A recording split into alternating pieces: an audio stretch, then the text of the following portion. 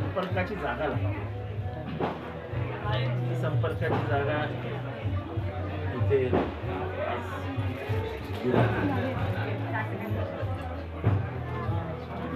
पारसीनगरमध्ये 2002 पासून ते आतापर्यंत चांगली काम.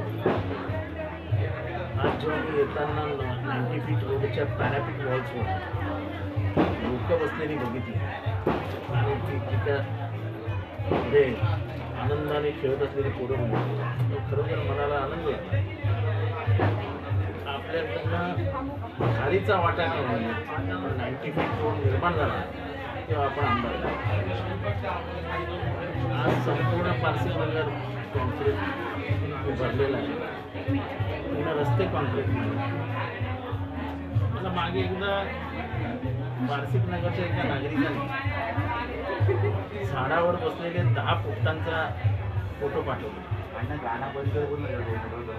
त्यामुळे एवढे सगळं आजूबाजूला ट्रॅफिक असताना पारसी अतिशय शांत शुद्ध हवेचं ठिकाण. मला वाटतं ही जी एन्व्हायरमेंट आहे ते मेंटेन राहिलं पाहिजे. त्याच्यासाठी ह्या पावसाळ्यात असून कमीत कमी 5-1 झाडं झालं तरी 1000 झाडं तरी या परिसरात लावून घेतली पाहिजे.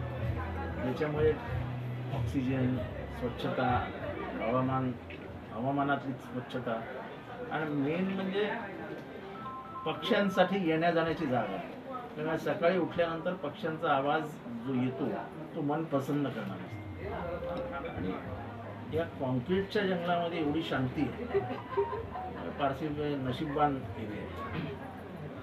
त्या नागरिकांच्या सोयीसाठी पण ऑफिस साधन शेतकऱ्यांचं एक तर शेतकऱ्यांचं म्हणजे शेती करणं आणि गाई म्हशींचं पालन करून त्याच्यातनं दूध काढून विक्री करणं हे म्हणजे शेती जर मेन उद्योग पकडला तर गाई म्हशी हा सपोर्टिंग असतो. मला वाटतं महाराष्ट्रातल्या अनेक जिल्हे असे आहेत की जिथे लाखो लिटर दूध जमा होते. सरकारने जो ठरवलेला भाव आहे काय 27-28 आहे. मी खात्रीने सांगतो कारण माहिती आहे म्हणून सांगतो की लोकांना 32 रुपयाला दूध पडतं. उत्पादकाला काही मिळूच द्यायचं नाही. हा जो केंद्र सरकार आणि राज्य सरकारचा डाव आहे त्याच्यामुळे इथला शेतकरी उद्ध्वस्त झाला. ज्याला आपण मिनिमम सपोर्ट प्राईस म्हणतो MSP तो फिक्स करा आणि त्याला लिगलाइज करा असं जे राहुल गांधी किंवा आमचं म्हणणं आहे त्याला केंद्र मान्यता देत नाही. शेवटी भारताची अर्थव्यवस्था ही शेतकऱ्यांवर अवलंबून. त्याचं कारण हा शेतीप्रधान देश आहे. ओम स्वस्ति नः इंद्रो वृद्धश्रवाः स्वस्ति नः पूषा विश्ववेदाः स्वस्ति नः आदित्यो अभी समोर सर्वांनी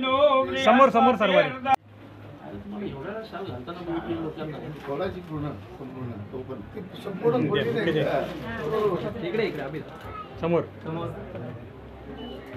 अरे मिस्टर सोनी मैं तुमको ही ढूंढ रहा था. माझा फोटो काढला. यूपी. चला चला लवकर. इलेक्शनची तयारी असं बोलता येणार नाही, कारण की ते डिपेंड साहेबांवरती आहे. त्याच्यानंतर कालांतराने लोकांची म्हणजे कामं करण्याची जी प्रयास असते तो आमचा चालू असतो. तो प्रयत्न माझा चालू असतो कंटिन्यू, कारण की हे माझं तिसरं ऑफिस आहे. म्हणजे साहेबांचंही तिसरं ऑफिस आहे की आता आमदारकीची तयारी करायची आहे साहेबांची. त्या निमित्ताने हे जे म्हणजे हा जो रोड आहे, हा परिसर आहे, याचा मध्यवर्ती कार्यालय म्हणून आम्ही स्थापन कार्य केलेलं आहे. कारण की एक कारीगावमध्ये आहे आणि दुसरं ऑफिस आहे की ते पारसीच्या तट डोक्यावरती आहे. मध्यभागी काही नव्हतं म्हणून आम्ही इथे नवीन कार्यालयाचं असं ओपनिंग आजच्या पद्धतीने या मंगळवारच्या किंवा गणपतीच्या शोभायात्रेवर केलेलं आहे. कशा प्रकारे ह्या कार्यालयातून नागरिकांना मदत केली जाईल, कुठल्या प्रकारे? हे कार्यालय आता 24/7 चालू असणार आहे. आम्ही जरी इथे थोडा वेळ किंवा सकाळी ते रात्रीपर्यंत बसत असू तरी एक कंटिन्युटी मुलगा इथे असणार आहे. कारण की जे लोकांचे हॉस्पिटलची वगैरे प्रॉब्लेम असतात जेणेकरून आमची इथे ॲम्ब्युलन्स वगैरे कंटिन्यू उभी राहणार आहे.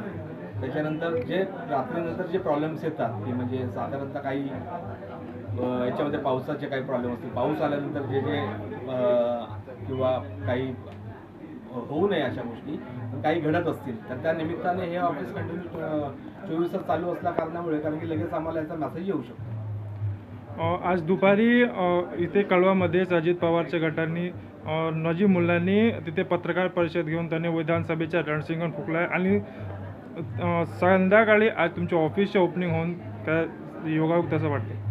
हा योगायोग काय असं काय आम्हाला खूप सोपी गोष्ट झाली. आता जे कोणी उमेदवार असतील ते राबडीतून येऊन इथे आम्हाला किंवा साहेबांच्या समोर उभे राहत असतील त्यांना शुभेच्छा आहेत आमच्याकडे, जेणेकरून स्वतःचा हसू करून घेण्यासाठी ते इथे येत आहेत.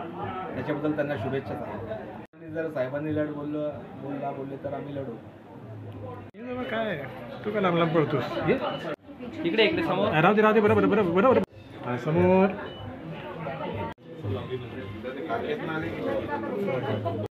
त्यांना जागा द्या.